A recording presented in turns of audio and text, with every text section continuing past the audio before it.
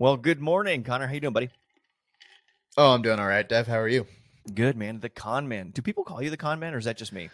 Every once in a while. It was big in high school, but not quite after that. Not quite after that. All right. Well, should we get this show started? I reckon we shall. Let's do it.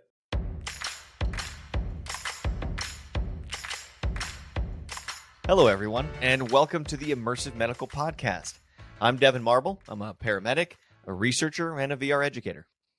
And I'm Connor Badalich. I work in social media, and I'm just a regular guy who wants to be a part of the solution. This podcast is a think tank for the future of healthcare. If you haven't heard, the WHO predicted a shortfall of 15 million healthcare workers by 2030, which is not that far away. So, join us on the hunt for solutions in conversations with healthcare leaders, ICU nurses, EMS responders, educators, patients, and tech pioneers. Made possible by VR patients, fasten your seatbelts and get ready for your ears to be immersed. Today, we're excited to have Sonya Haskins, the head of programming at the Augmented World Expo and a pioneer in the VR world. Not only was she the first ever virtual reality eSports competitor to play sitting down in a chair, she's also an accomplished author of 8 books and founder of the VR Community Builders, a group that focuses on promoting positive outreach through virtual reality. Sonya is a true advocate for VR, believing in its potential to revolutionize sectors like healthcare, education, mental health, and business.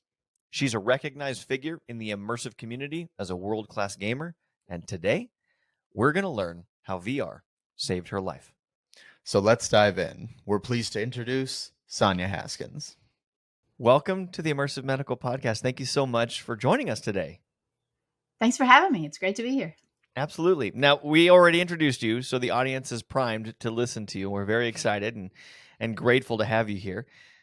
If you haven't heard the pod before, I want to say that our audience tends to be medical professionals. It's people looking to get better in the field of nursing or paramedicine or as a doctor.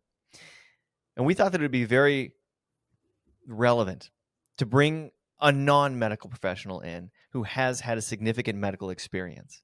So our first question for you today is, how did virtual reality save your life?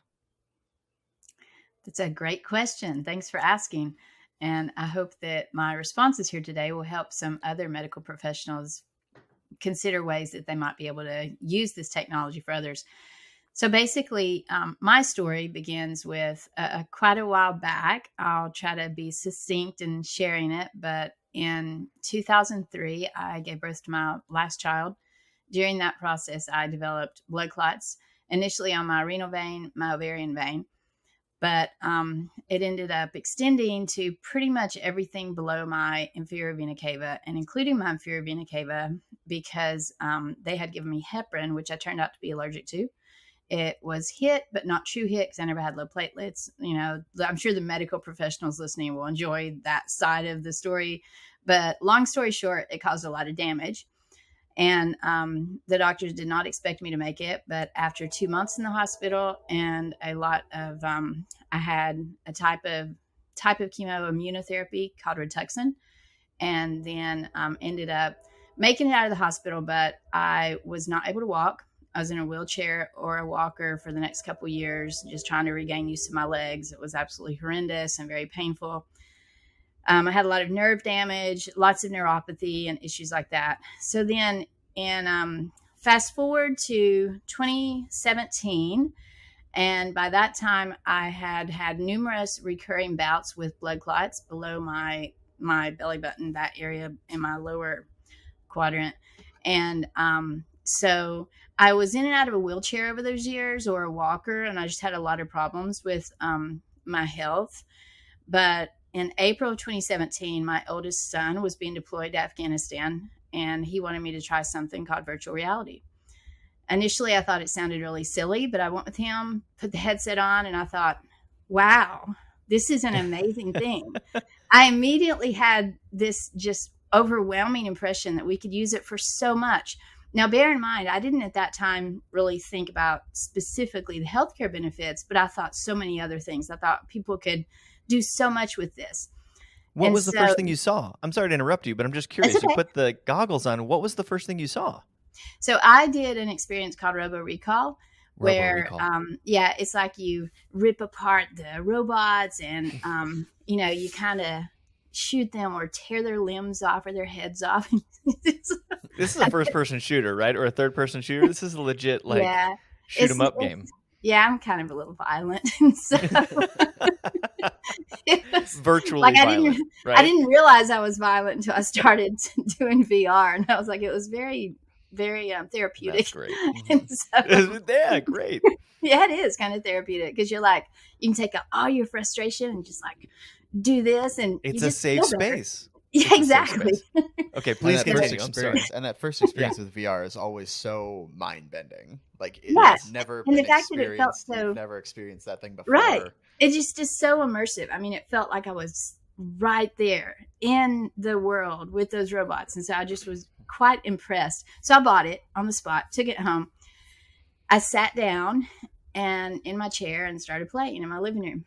And was this an Oculus Rift? 2017? Yes, I bought the Rift at that time. I bought the Rift, took it home, bought my son's computer from him because I had no gaming computer or anything. Okay, got it. I didn't do anything with technology. I tried to stay away from it, in fact, which is really ironic now because of the work I do. But I started playing, and that's where the story gets really interesting as far as the health side of it.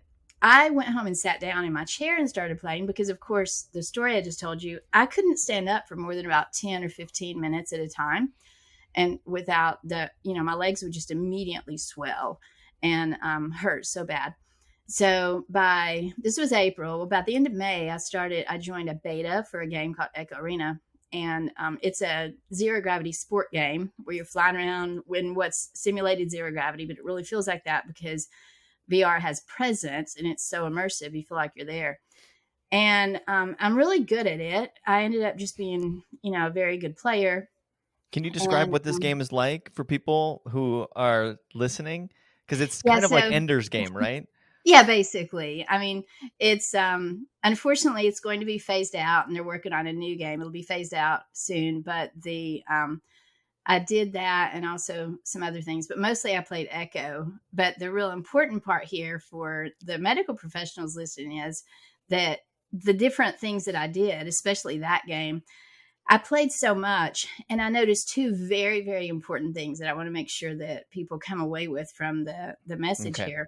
One was that I was so immersed in the game that it would help distract me from pain. So I was able to lower pain meds.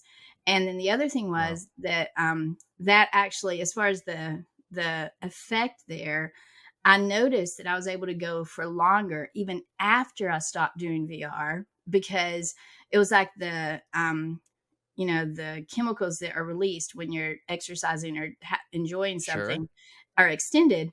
And so even after I stopped playing, I could go for longer without using pain meds. And now I had serious health problems. Wow. And so that was really an important thing to discover. So I started sharing that with people. And I'm like, hey, I think we could use this for pain relief, or, maybe for kids in hospitals having procedures done, or people on chemo treatments, which, by the way, the next year, in 2019, I actually had to have more immunotherapy. And you're sitting there for 8 hours a day with an IV, and it made me nauseous. And so I did that with a VR headset on, just helped keep me distracted.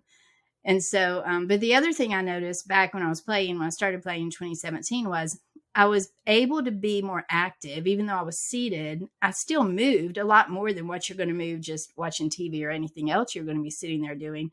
So I started losing weight. So it helped in those two very, very important ways. I lost 40 pounds over 6 months. And by the next year, it was like a year and a half later, I'd say, I was able to completely come off all pain medications that I had been on, which are opioids. And I had been on those at that point for 16 years. And, that's a very, very important thing to discover, because it was absolutely VR that I credit for enabling me to make those transitions. I can hear all the pain clinics across the country shaking in their boots right now.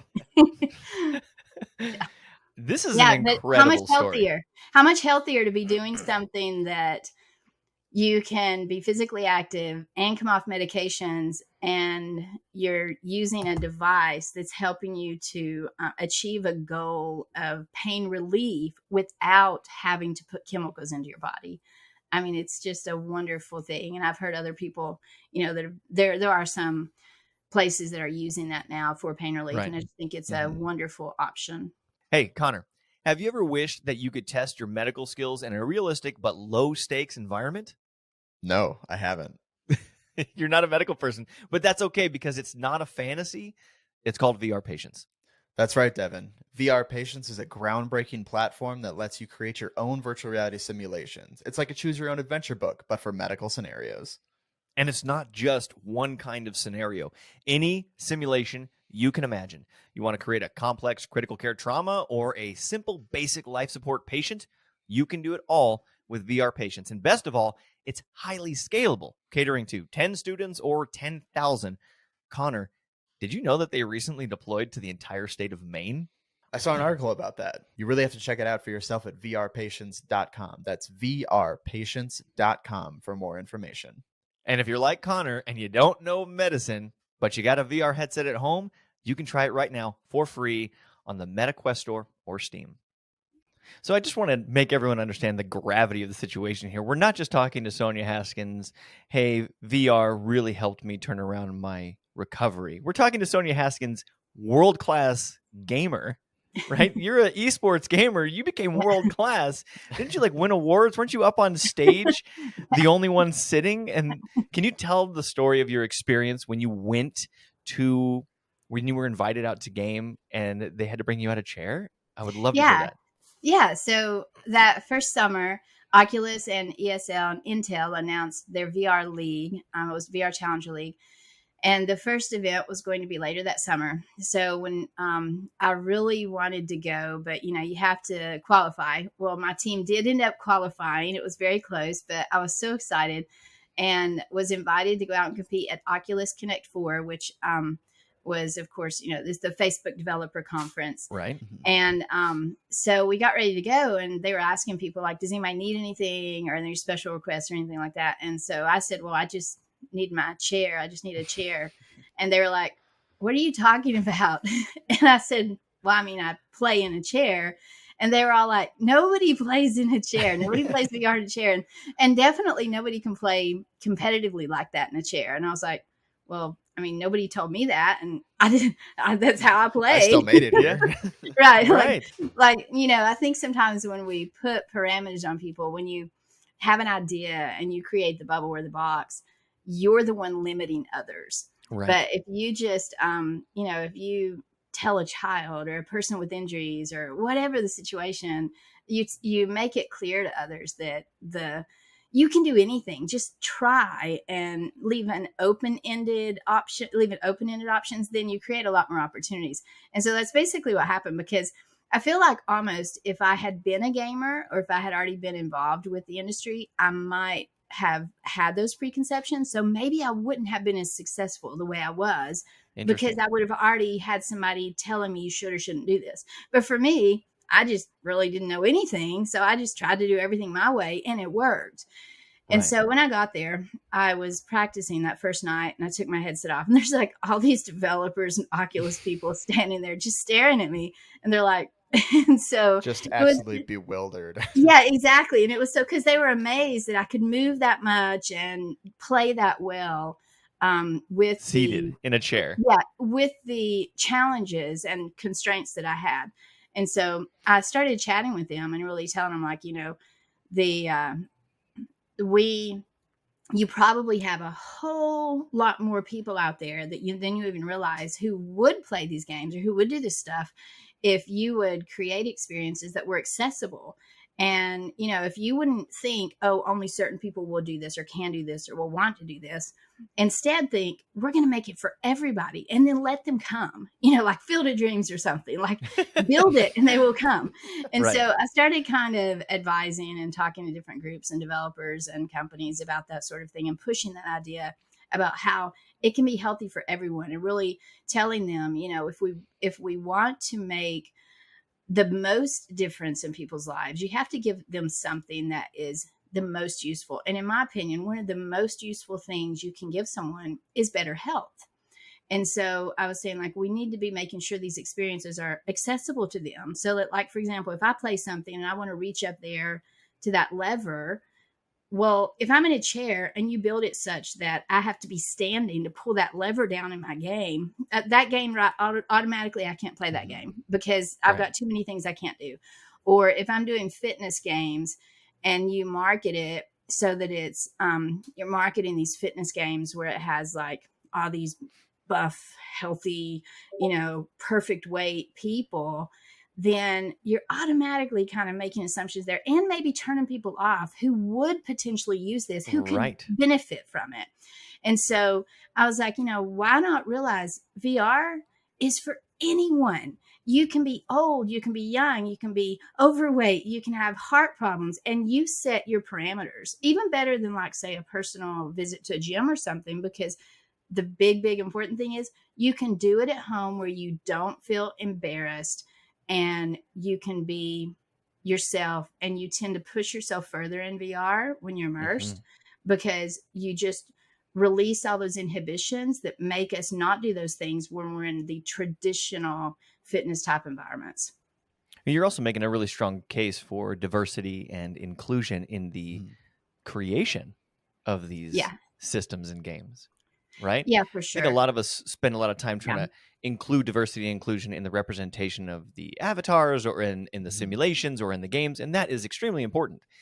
But to ensure that the people who are going to be utilizing the tool it's built for a diverse and inclusive audience, I think is important as well. I think you're highlighting that. Exactly. Yeah, I mean, it's one thing to talk about diversity and inclusion. It's another thing to ideally, as in ideas, build that way. But it's a totally different thing when you say, okay, now we're ready to QA, or we're going to test this product and actually use diverse testers, for example, or people from a broad range of backgrounds and demographics. Because if you're not doing that, it's really not true diversity, because you aren't getting feedback from the people that you think you're appealing to. And so therefore you're really not having you may not be having the impact you think you are. Agreed. Sonya, I got a couple questions. First of all, what kind of chair did they bring you? Was it a folding metal chair? Was it a big lazy boy? What'd they bring up on stage for you? That's a really great question, but I will have to give them credit. It was wonderful to work with them throughout the whole process, and Oculus asked me to approve the chair before I got there. So they sent me pictures and let me choose, and I just chose a basic, computer swivel chair. Okay. But man, you had the chance to steal the executive's chair. Where's the leather chair that spins that's got like cushions? Well, one funny part of that, though, funny in a sad sort of way, but kudos to them for what happened as a result. They got 2 of those chairs, Connor, and they brought them to the event. Those were the only 2 chairs at that event. The whole conference center, it was the only 2 chairs. There were no stools. There were no chairs. There was no place to sit. So the rest of the 3 days, I think it's a 3-day event, I literally carried that one of the chairs around to the different exhibits to try all those exhibits. And that was my one piece of feedback for the whole overall event. Was that, this is a perfect example of how you're excluding anybody who's pregnant, old, has health problems, whatever reason you can't stand too long. If I did not have a chair that you gave me, I would not have been able to try these other exhibits. Right. So the next year, they had chairs and stools for every single exhibit they had at that event. Wow. So, Talk about an impact difference. Well done. Yeah, it was fantastic. I mean, that almost makes me tear up a little, because it's like, you really do see sometimes when you're making a difference. And so I think that was very a precious memory. Second question, Good just job. what kind of esports or what kind of games were you participating in? Because obviously the big, when you think of like traditional esports, it's the fighting games like Smash Bros, Team FPS, like Counter-Strike and Valorant, sports games, FIFA, Rocket League, that kind of stuff, and then MOBAs. So what were you specifically playing in? Like what kind of sporting or what kind of games does VR esports include? So VR esports has several different areas. I mean, we have all those things you mentioned pretty much, but for me personally, I'm mostly focused on Echo because I felt it was a true representation of something unique that did not exist elsewhere. I mean, I can go and play, like, for example, there is VR esports basketball, simulated basketball, but I could go do that locally, but you can't fly. Yeah, exactly. You can't fly in a zero gravity arena. However, I will say that the since it is going to be ending soon, I am looking at other options, and I do also play first person shooters, and I think the sports like the basketball one interests me a bit.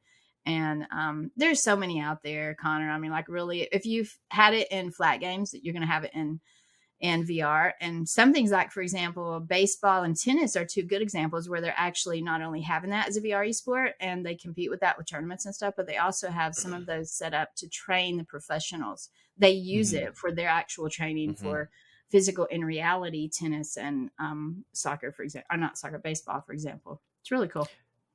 So let's transition that go ahead a little bit toward the healthcare side. What role do you think immersive technology will play in the future of healthcare specifically? You talked about training sports athletes.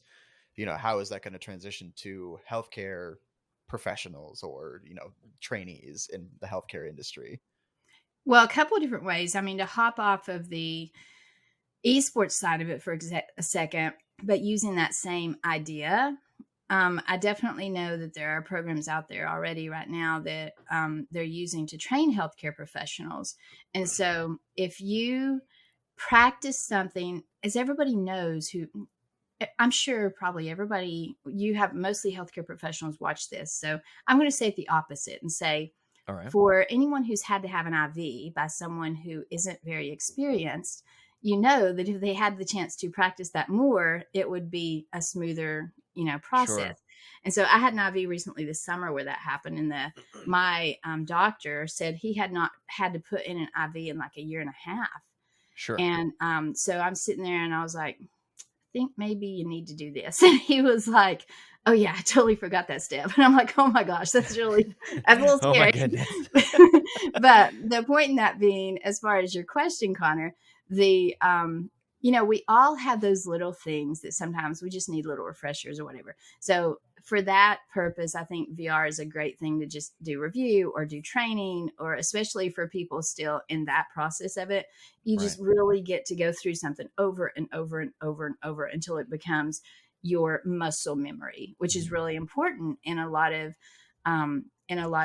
professions. And I think that is important in the medical profession because you want to make sure that your medical professionals know this stuff so well inside out that there's no question there. But in answer to that question, that's one of the uses I think that it's good for.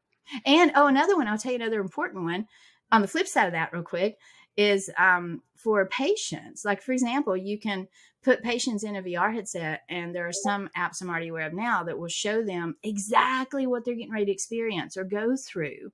And so it's really good from a first person perspective where you have that presence there to say, this is what's happening, even to the detail of somebody who's having heart surgery. Some people may not be interested in this, but like for me, I'm an intelligent person. I'm very curious. If I have procedures done, I want to know exactly what's being done to me. So I would absolutely hop in a VR headset and say, oh, okay, you're going to thread this through here, go to this artery, go here, put this stent in, whatever, And so I think it's useful in so many ways. So do you think that your care team, back when you were first treated, right, effectively gaslighted, right, but back when you first went through this treatment that ended up putting you in a chair, do you think that your care team would have been different if they had immersive trainings that included the social determinants of health, like your situation? Yes, absolutely. What's up, Connor? I was just going to say, first off, can we define social determinants of health for those Yes. that don't understand. So Absolutely. absolutely. So yeah, it could get confusing. So it's not just about like the environment, but your social determinants of health are like conditions in which people are born, grow, live, and work. Your age, factors like socioeconomic status, education. I'm reading to make sure that I'm accurate here, right? Neighborhood, physical environment, employment, social support. So it's really the whole picture of the patient are your social determinants of your health that you may find a halo patient in front of you and you don't know, a high acuity, low occurrence patient. You don't see them often, but if you make the wrong decision here, you're going to put them in a wheelchair. So, Sonya, if your care team had access to immersive competency trainings that helped them with numerous clinical decisions in an iterative environment, which is what immersive technologies allow, do you think the outcome would have been different for you? I do actually, and I totally understand what you're asking there. Let me just start and say, like, I really liked my doctor. I still like my doctor. He's a great doctor, and he gave me good care. This was my youngest child, and at that point, I think he had been my doctor for 12 years or something. So, I mean, he had been my doctor a long time, and so my OB doctor. But the weekend that when I started having problems, he was out of town. I see. And so the care team that was there, let me just say, he was at a teaching sort of institution, and the care team was largely younger medical professionals. And so one issue was, just to give you a very clear demonstration of the kind of concerns that I had that you're bringing up here. When I went in, I was kind of telling him I was having some issues and some problem, and it just didn't feel right. And I was like, I just feel like something's wrong there. Now, you have to remember, this was my 5th child. Okay. Mm-hmm. I had been pregnant. My oldest at that point was 7. So this was my 5th child in 7 years. It's not like I forgot what it felt like. Goodness and so me. You're amazing. So I still remember very clearly one of the doctors that came in, and he said, of course it doesn't feel right or good. He was like, this is your 5th baby in 7 years. Maybe you should just consider not getting pregnant anymore. And how kind. Exactly. And, he said, after you have this baby, we can discuss with you different forms of birth control. And I'm like, wow, like I didn't come in here to seek a moral opinion or to discuss with you birth control. I came in here because I'm having pain that I feel like shouldn't be there. And I explicitly stated it felt like there was something pushing on my uterus. Okay. Now, from the perspective of someone who's never been pregnant, especially maybe a male or a female, but particularly male, who doesn't necessarily understand that some women may even have a greater sense of feeling of their bodies. I absolutely knew and felt that something wasn't right. And I could feel that, that pressure. It may have been a tiny clot, but I could feel the pressure that shouldn't have been there. And so I feel like if there had been training where they maybe could be put in situations of, first of all, that's part of just social training. You need to listen to your patients and not assume that your patients don't know what they're talking about. That's one thing.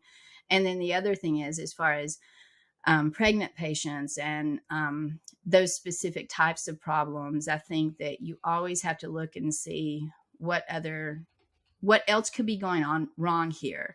And you speak to that. If there were, say, a scenario in VR where they talk to the patient and then the patient gives responses and they go back and forth in those simulations, I think that would be, for example, a good simulation where they could say, no, and blow me off and have the result that actually happened, which I almost died. Or they could have a simulation where you ask the right questions and say, you know what? It would have taken them exactly one test. All they would have had to do was do a CT scan. All they would have had to do was do one scan on me. You know what they did after my baby was born? She came out so fast and hard. Immediately, my blood pressure shot sky high. I passed out, and they're like, "Oh, well, that was weird. She, shouldn't be having any more kids. Her blood pressure went too high." And I'm like, okay. So, and you're like, something's I'm not sorry. right. Even I know as a paramedic that renal function has a direct impact on your blood pressure, which is why when patients have renal failure and they come in and their blood pressure is 200 over 150, it's a kidney issue. They're a dialysis patient. Yeah. Well, I'm not a doctor. They excused it by saying it was just because she was born so quickly, and they still did not at all listen to the fact that I still kept saying something doesn't feel right.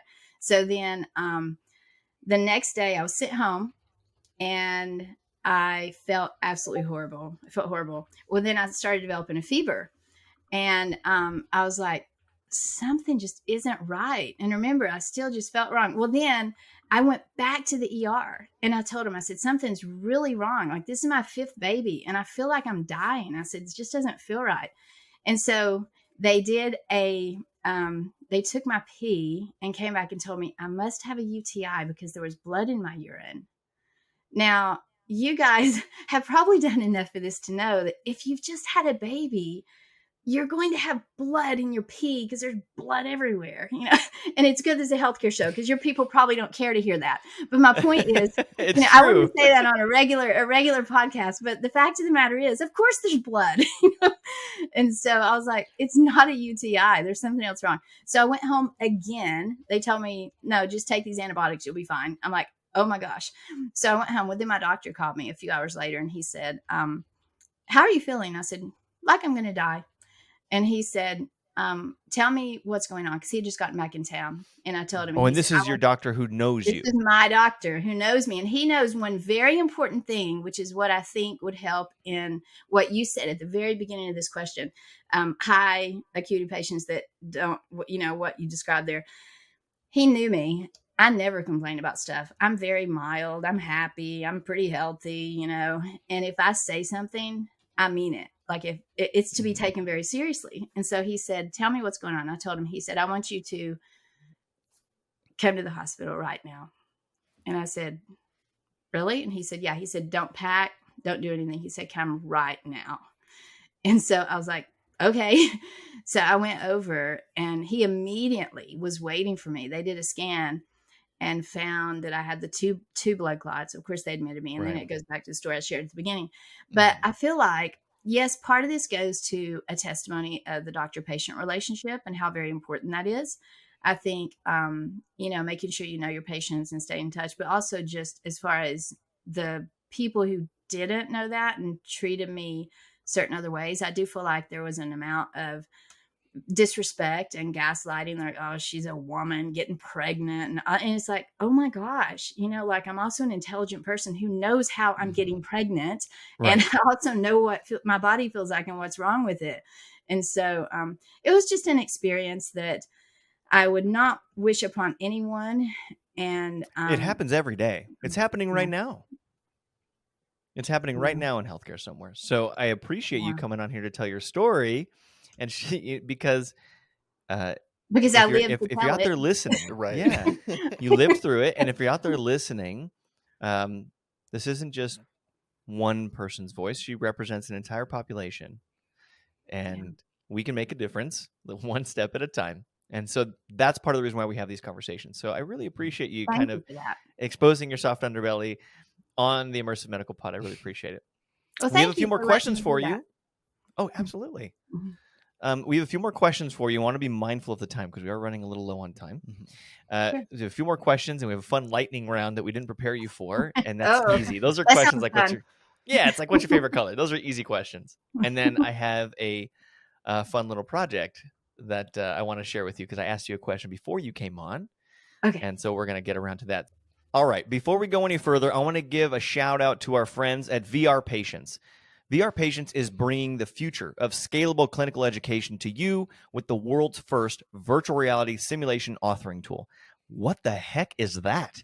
It basically means educators can author patient scenarios and medical illnesses in VR, no coding required. These guys have turned medical training into a fully immersive experience.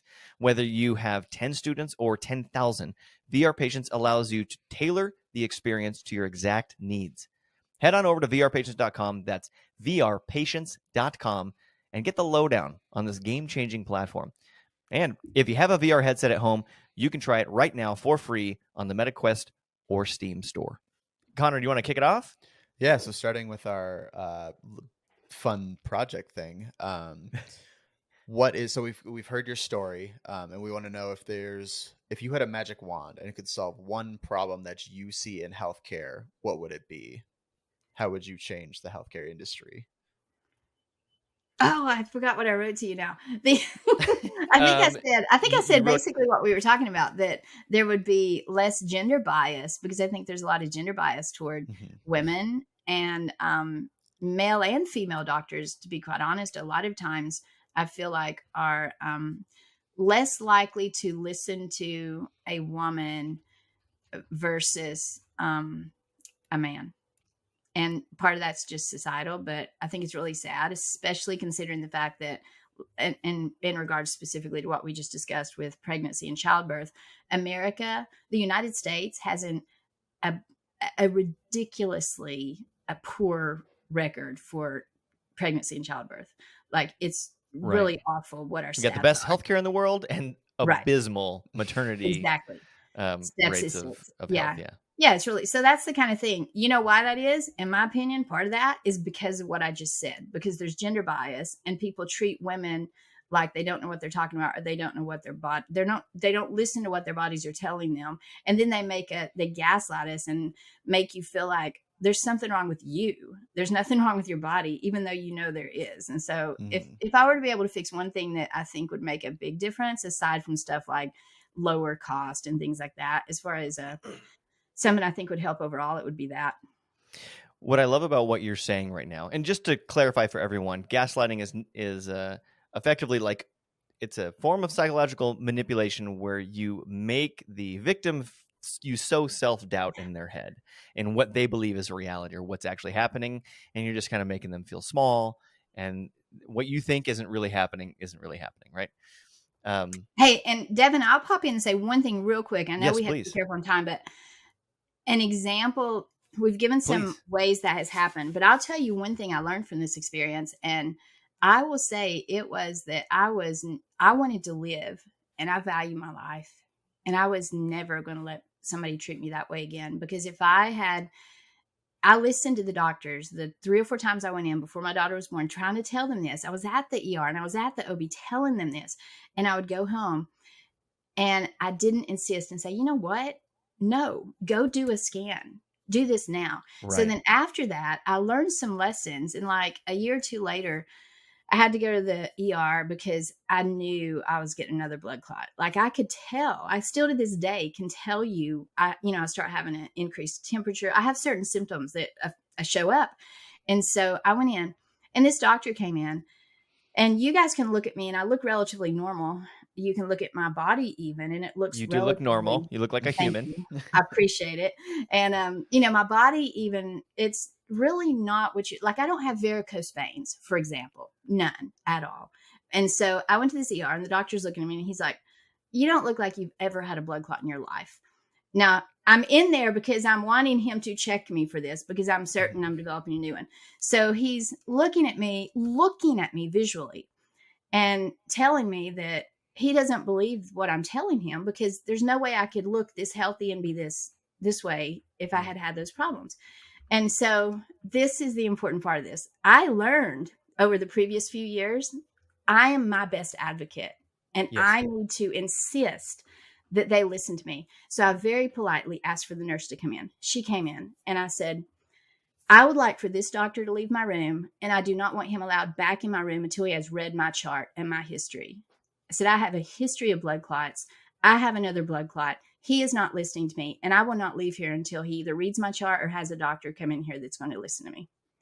Good for you. So it was not easy, because I'm a very nice person, and I'm like, I don't like conflict at all. But I have learned through this experience, it partly taught me that you have to do that, because there are a lot of doctors out there that really don't listen, and they make assumptions that aren't proper, especially towards women.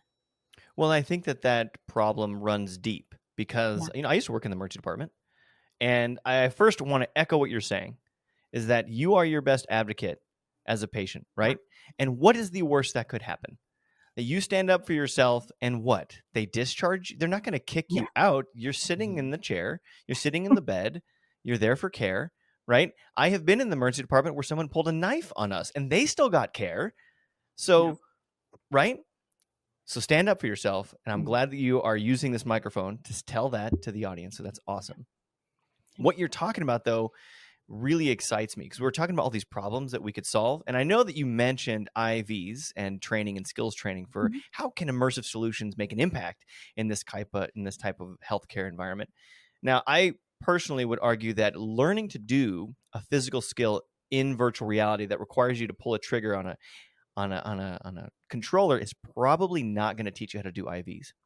However, learning all the other problems that you mentioned, because that was just one example, right? Yeah. All the other problems that you mentioned were competency, decisions, being put in a situation where you're forced to make a care decision or to interact with a patient with dialogue and show good bedside manner and competent care. Yeah. Those are all things that we can train for effectively with immersive solutions. And that really excites me because how much more time can we give these physicians when they're having a hard time coming up with time to sit with you and hear your story? So that's probably what that physician's problem was, right? He's like, here's another one. This is my 50th patient of the day. I get what's going on. I'm going to go on there. I'm going to look at her. I got it. Don't worry about it. Let's get her out of here and do the blood work and send her home. But you stopped him. Yeah. Which was good. Not everyone's going to do that. But that physician's time is also really stacked. Yeah, exactly. And he's got a huge patient ratio. Yeah. And same with the nurses, who are our best advocates, by the way. If not our own, it's the nurse. Yeah, for sure. We know they run the hospital. So I love the idea of new AI technologies helping reduce the amount of charting that physicians have to do so they can actually sit with you longer and have a conversation, or increase their level of competency through immersive remote training that allows them to engage in competency and continue their CEs they've got to do anyways. Yeah, exactly. So I love that idea. And thank you for kind of highlighting all of that for us. You're welcome. So let's, I think it's time for me to, did you already ask the question, Connor? Yeah, you did, right? That's how we got down this road. Okay, so I asked you early to email me if you could wave a magic wand, right? What would be the one thing that you could fix? But what I didn't tell you was that we decided to ask GPT-4 that question to see if AI had any ideas. Oh, that's great. And so we're going to see what AI has to say about solving this problem in healthcare that you have highlighted for us. And I want to put the disclaimer out there once again. This is only the second time that we've done this, but it was a lot of fun the first time we did it. So we're doing it again. I just want to say to everybody, this is not medical recommendation. It's an AI language model. We're just seeing what it has to say to see if maybe it makes you think of an idea, or maybe it actually has a good one that could work. All right. So I asked it if it would act as an expert in healthcare for U.S. policy in healthcare, okay, and help me solve this problem, which is gender bias, such as gaslighting in females and women, okay? And after it gives me its little disclaimer that it's just a language model, it gives me a multi-pronged approach. So I'm going to read you some of the highlights, okay? And then I actually asked it to just give me what's going to be the most effective to do now, all right? And the answers are incredible. All right, so again, this is just ChatGPT-4. To effectively address this issue that Sonya has brought up, a multi-pronged approach that involves various stakeholders, including policymakers, healthcare professionals, educators, and the general public is necessary. Here are some steps that can be taken. 1, policy changes. Okay, that's pretty vague. So they advocate for policies at the federal and state level that aims to reduce gender bias in healthcare. Okay, cool. Something like funding for women's health research, greater transparency in reporting gender-specific health outcomes, and penalties for healthcare institutions that demonstrate gender bias. Okay. 2, education and training. Incorporate gender sensitivity and unconscious bias training into medical and nursing school curricula. What I love about that is that it attacks it at the attacks the problem at the point where we have initial education, new nurses coming to the table, right? We want to help healthcare professionals recognize and address their own biases and then contribute to a more equitable healthcare environment. Standardized guidelines. develop and implement standardized guidelines for the treatment and management of various conditions with a focus on addressing potential gender bias. Kind of like that. That allows healthcare makers to make objective decisions and then minimize their influence of their personal biases. Yeah. A data-driven approach, collect and analyze data on patient experiences and then identify patterns that might affect gender bias and disparities in care. Kind of like that one. I like all of these. These are all potential solutions, right? Patient advocacy and support. Obviously, that's what we're just talking about right now. Mm-hmm. We know that your immediate care team should be your biggest advocate. At every level. But empower patients to be more informed and assertive about their healthcare needs by establishing patient advocacy groups and provide resources to help patients navigate the healthcare system, which I think is cool. So then I said, wow, you're so good, Mr. AI or Mrs. AI, whatever. But what do you think are the quickest to implement and the most impactful? Just give me the short list. And its first response is my favorite. The most impactful and quickest to implement solution from the recommendations provided would be education and training. Incorporating gender sensitivity and unconscious bias training into the medical and nursing school curricula. And I would like to think through immersive solutions, more than just reading off of a PowerPoint or reading off of a paper. I think standardized patients are an excellent way to put someone in a situation that makes them actually feel like they're communicating with another person. And immersive technologies allow you to do that at scale. Yeah, you totally. can be at home in your chair, no matter what you look like or what your physical impairments are, and you can practice your competency on unconscious bias, making better care decisions, dialogue with your patient.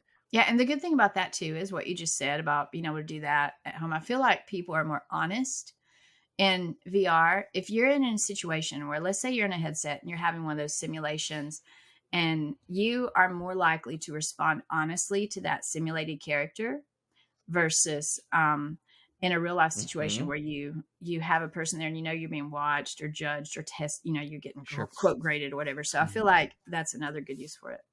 Absolutely. It's more effective. It's more effective because people are going to get a truer feedback on it, right? Because then they do it, and then they're going to see, wow, I really was biased or whatever. So I love what you're talking about right now. I talk with nurses all the time, and one of them asked me a question when we were having a discussion about the power of immersive simulation training. And she said, well, what about the debrief? Because we were talking about doing things at scale and allowing students to practice in the comfort of their own home in an objective simulation. And she says, well, what about the debrief? It's so important for the proctor to intervene and work with the student on what just happened. And my response to her was, you can still have those debriefs, but I want you to imagine a world where those students who are there in person for class day to then have a simulation with you in person and then have a debrief right there has seen 300 patients. Yeah. Has done the simulation hundreds of times with a diverse and inclusive avatar, environments that include your social determinants of health and stories and different dialogue. The questions that they ask you on sim day in person are going to be different. Yeah. And we want them to fail fast and fail often at home in the comfort of their own environment or in class. But on that day when they need to own up, we want the confidence to be there. We want them to ask difficult questions. Like, hey, I was in this situation and it really made me think, did I make the right choice? Because I think I would do it again. That's a good conversation to have with your proctor. Right. Versus, hey, the simulation is really cool. How do I do this? Yeah. Hey, man, I know that sim day is fun, but we really need to get over the coolness factor and get back to the core curriculum of what you're learning. Yeah. I met this guy who is doing immersive simulation for his cohort. He puts students in VR every single day for medical simulation, and he does it intentionally to make the technology fade into the background. So it's no longer about the coolness factor. It's just that's good. Yeah. I think we have arrived at our lightning round. Thank you so much for playing today. The game show is over, and this new little mini game show is going to begin. Yay! I love games. Who wants to go? Yeah, let's do it. Okay, I'll start this time. Is that all right, Connor? Yep, by all means. On your marks, get set. What's your favorite color? I like all colors. Oh, the rainbow. I love it. Boo. Oh. Pick one. What's one of your favorite colors? I like all of them. Orange. Orange is Hey, a me good too. one. That's Devin's favorite. That's my favorite. Favorite way to unwind after work. Oh, definitely playing VR. Totally. I would have to guess. Yes. Asking an esports game or a Totally. softball question. That's an easy one. Favorite book, fiction or nonfiction? Book. Fiction. I love juvenile nonfiction. Not one in particular, but I love landmark books. They're juvenile books, nonfiction that were written back in the 60s. And also, I've written 8 books. They're not my favorites, but just throwing that out there. Somebody one day can say my books are their favorite. Well, My we're gonna have to put. We're gonna put the link in the show notes to your books. Okay. We'll make sure to. Next question. Besides your personal superpower to sense when you're getting a new blood clot, like you talked about earlier, what superpower would you have? Well, I really do like flying through zero gravity. I would love to be able to fly myself without being in a plane. All right, there you go. I think flying's been a hot topic. It's a hot one. Yeah. All the superpower questions. Yeah, that would be cool. If you could go anywhere in the world, where would you travel to? Oh, I travel a lot, and I go anywhere I want. All right. I already do Can that. I get a ticket? VR. Can I get a ticket? Well, yeah, I could do it in VR, but I just got back from England a couple of weeks ago, and I've been to Switzerland and China. When you face death and you live with health problems, you decide at some point, how do you want to live? Wow. And I just decided I always wanted to travel. And so now a couple of times a year, I pick a place and go there. That sounds like a healthy thing to do that I do not have the funds to afford. What's one of your favorite ones? Can you give us one that really stood out to you? Costa Rica. I love Costa Rica. And I really loved Switzerland. I was in the Alps. England is a little wet and cold, not necessarily, but I like the people there. Spain was fun. China was very cool. The people were amazing. And I saw the Terracotta Warriors. And so, I just feel like I'll be gone one day. All of us will. And as far as your comment, Connor, I don't have a lot. I live in a mobile home. I don't care. It's fine for me because I love what I do with my job and I travel when I can. And so any extra money I have, that's what I do with it because I just want to enjoy what time I have here and the people I'm around. We actually didn't talk about your job. Could you tell us what you do? We didn't. Yes, I am head of programming for AWE, which is Augmented World Expo. AWE is the largest and longest running XR tech event in the world. And I arrange all the speakers, the sessions, the special events and stuff for our in-person events in USA and Europe, and also our online programming. And we will put a link in the show notes for the next AWE conference, which is coming up at the end of May. Yes, very soon. 2023. And then our final closing question. We talked a lot about changing the healthcare industry. If you could give advice to any new student going through healthcare or nursing education, EMS education, healthcare training, what have you, what would the advice be? Yeah. So I know, like Devin mentioned, they're crunched for time. They are very, very busy. There's so much pressure on medical professionals, but the prejudice I experienced being a woman, being a mother of 5, homeschooling, didn't mention that in this interview. I homeschooled my kids the whole way through. And having to be a person who required pain medication for numerous years. There was so much prejudice and discrimination towards me when I would go to the doctor, even though I had good doctors myself. Like if I was outside my area or I had to go to urgent care, ER, whatever. So I would say, please try to not be that way. Don't be prejudiced. Don't discriminate. Don't assume that the reason that person is there. Listen to them, what they're saying. Don't look at them and make a judgment. That would be seriously my top recommendation. Don't look at anybody and make a judgment. You don't know what that person's history is, or even if you see the history, you don't know how that ties into their current situation unless you listen to them. And so, like, for example, for me, I never, ever, ever went to the ER or something to get pain medicine because you get that from your doctor, but if they saw that on my record, they would immediately be like, writing off my other problem or complaint because they're like, oh, this person's here. They take opioids, that must be why they're here. It's like, no, that's not why I'm here. So I think it's just really sad that we see so much of that, because you're missing the opportunity to just listen to them when they come in and help them for whatever the problem is they're there for. It's great. Thank you. Sonya, it's been an absolute pleasure to have you. Sonya, before you head out, do you have anything you want to plug? You want people to check out the AWE conference? Do you want to push out your social medias? Where can people find you? For sure. Yeah, that's great. So basically, AWE is happening this year, May 31st to June 2nd in Santa Clara, California. They can find the website, awexr.com. And my personal socials, people can look me up, Sonya Haskins, or my gamer tag is Hasko7. That's HASKO number 7. And so Twitter and LinkedIn, Facebook, I'm on pretty much everywhere. But if people have questions or want to reach out or would like to follow up on any of this stuff, anything we discussed here, then I'm happy to do that. I really think it's important to advocate for these issues. And so I'm happy to talk about it. And obviously from this interview, I don't mind getting personal, but if it's for the purpose of trying to help others better understand how we can improve on these issues. I'm pretty sure you just came up with the tagline for this show, so thank you very much. Thanks so much. Helping the audience come up with better ways to understand issues. Thank you, everybody. We'll see you on the next Immersive Medical Pod. Thank you, Sonya. Hey, Connor, are you finding it challenging to organize asynchronous clinical education for all your students? Devin, I don't have any students. Well, that's okay, because no matter the class size, from 10 to 10,000 students, we have the perfect solution for you. VR Patients isn't just a virtual reality platform. It's an asynchronous learning tool, which means students can access it anywhere, anytime. Exactly. They can jump into a VR simulation from their VR headset or even from their web browser. Clinical competency training doesn't have to be confined to a specific schedule or location anymore.